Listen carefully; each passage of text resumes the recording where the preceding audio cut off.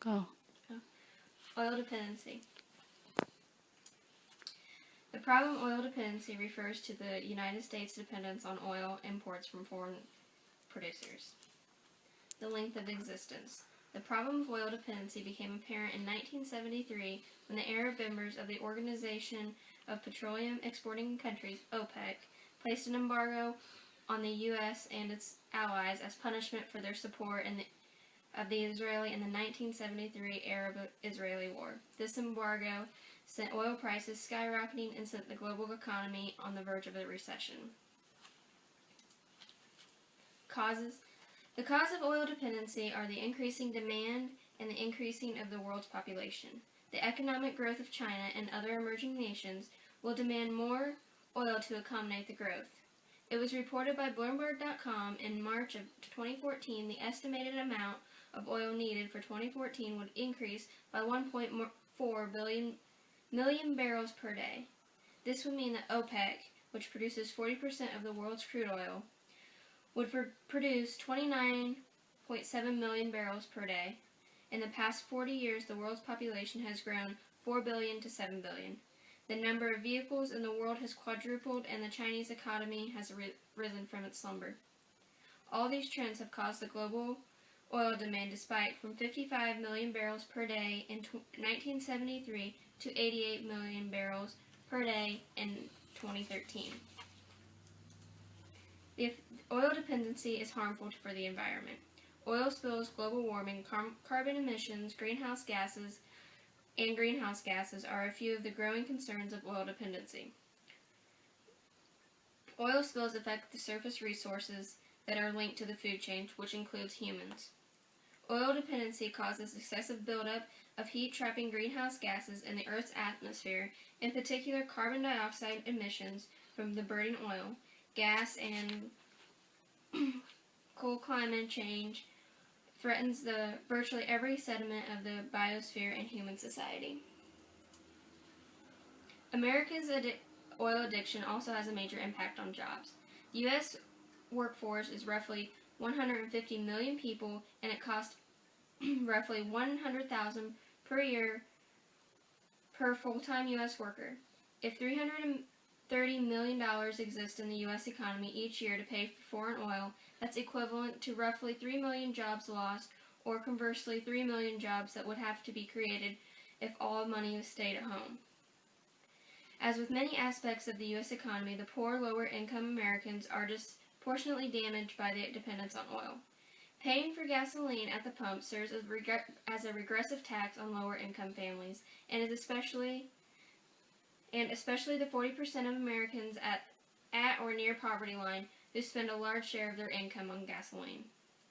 Middle-class Americans who have been forced to exert to find jobs, find affordable housing, and also among the hardest hit because they are saddled with the lengthy commutes to their jobs from their home, often over 100 miles a day.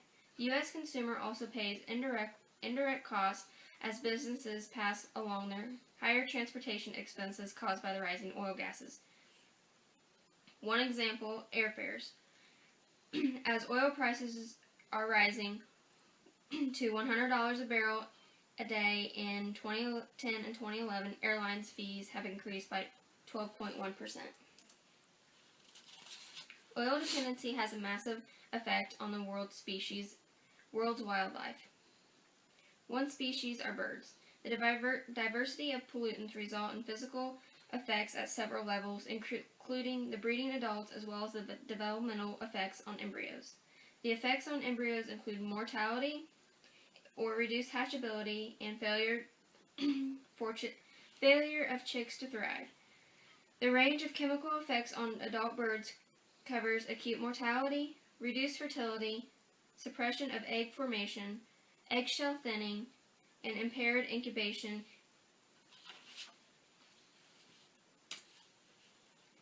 Photosynthesis uses solar radiation to convert water and carbon dioxide into essential nutrients that sustain plant life. Therefore, plants and algae need reliable access to water and carbon dioxide and sunlight to undergo this essential process. Oil spills float on the surface of the water, blocking one's blocking one of these fundamental ingredients, sunlight, from reaching plants within the body of the water. Spilled oil may also directly coat the leaves of plants where most of the work of photosynthesis occurs, reducing and blocking out sunlight. Without sunlight, plants lack the energy needed to undergo photosynthesis. In the last decade, the top 5 oil companies, ExxonMobil, Shell, Chevron, BP, and ConocoPhillips, have hauled in more than $1 trillion in profits. With oil prices more than $100 a barrel per barrel for much of the last years, it's no surprise. Lest we forget what occurred in 2008 when oil prices spiked. ExxonMobil posted the world's largest annual corporate profit in U.S. history, over $45.2 billion. With oil prices expected to hover around $100 a barrel, substantial profits by the big oil can be expected, making them the beneficiaries of oil dependency. To justify oil dependency, the government has subsidized oil companies for the last century. In President Obama's bid for 2012 re-election, he wanted to abolish the government subsidies. The total of all government subsidies for oil companies is $4 billion. The savings would then go to research on clean energy fuels. This movement faces an ideological battle between the left and right sides. When continued degradation, yes. My example is oil, or ocean water. When oil enters the water from natural or man-made sources, it begins to degrade, taking anywhere from days to decades depending on the conditions. Processes that spread the oil through the environment usually speed up degradation. However, other factors such as cold water temperatures can inhibit the process. Oil enters oceans from a large variety of sources, including oil spills, oil extraction, operational discharge from ships, runoff from land bases. Others include natural seeps and violated emissions. Some oil is quickly degraded without doing any harm, but oil can remain in the environment unchanged for decades before having its negative impacts. How much of the oil is degraded harmlessly depends on many factors, but generally the degradation is accelerated by warm water, by mixing, and by the presence of microbes that metabolize oil products. The ultimate products of these processes are carbon dioxide, water, but the degradation can take many years, with numerous organisms being impacted along the way. There are current and proposed solutions. First is to invest. Gasification is the process is to invest in new infrastructure to process alternative fuels. But gasification, the process of taking an organic material such as coal or biomass and converting it into a mixture of gases. There are at least 20 plants in operation or under construction in the U.S. Contrary to conventional wisdom, production of fuel in this manner can be economically and highly profitable.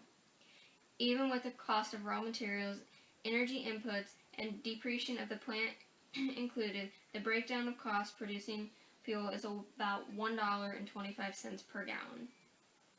The next is implement government intervention wisely. There are many steps the government can take to grow and protect the alternative fuel industry. For starters, one immediate risk such as the industry is a counterattack from powerful predators such as oil exporters and multinational corporate companies. It is essential to the long-term survival of the industry that it be protected from the reactionary drop in prices. One potential mechanism for protection is the establishment of a floor price of crude oil. The floor price could be set to ensure that domestic alternatives, including fuel produced from biomass, could compete with foreign oil in the falling market. There are many ways to achieve this effect, but one straightforward approach would be an import tariff.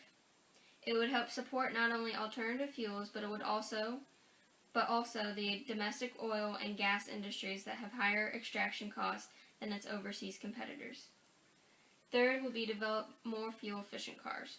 Corporate Average Fuel Economy (CAFE) standards, which were implemented after the oil embargo in the 1970s, have proven remarkably effective in driving fuel efficiency. CAFE, the term used for the sales weighted average fuel economy in miles per gallon for manufacturers' fleet of passenger cars and light trucks sold in the United States for any given model year. It wasn't until December 2008 that the federal government finally increased them again, updating the law to require U.S. automakers and importers to increase the average fuel economy of their cars and lightweight trucks to 35 miles per gallon by the year 2020. Actually, it was a tepid and tardy response that left the U.S. lagging behind Europe and Japan, and even some states, such as California, which have gone further on their own. It is time for the U.S. to seriously focus on more fuel-efficient cars. Other solutions include growing energy crops, renewing efforts to develop nuclear power, and using existing biomass to ease the transition from petroleum use. From Richard Nixon to Barack Obama, these presidents have sought to achieve the goal of energy dependence, either by increasing domestic oil supply, Republicans, or by constraining the demand through a gasoline tax and improving standards for cars, Democrats. The battle is ideological. Each side of the aisle has their own idea what to do about oil dependency. In order to solve the issue, the battle must find a compromise to satisfy the views from both Republicans and Democrats. In order to implement any of these possible solutions to oil dependency, science is everything. Without science, none of the advancements would be possible. It takes scientists to figure out the possible solutions, and it takes scientists to reach the standards of the government has set. By 2040, production levels may be down to 15 million barrels per day, around 20% of what we currently use. It is likely by then that the world's population will be twice as large, and more of it will be industrialized. The dependence on oil will continue to rise unless an alternative is found. It may not be today, not tomorrow, but eventually we will run out, and oil will only be a memory. Thank you.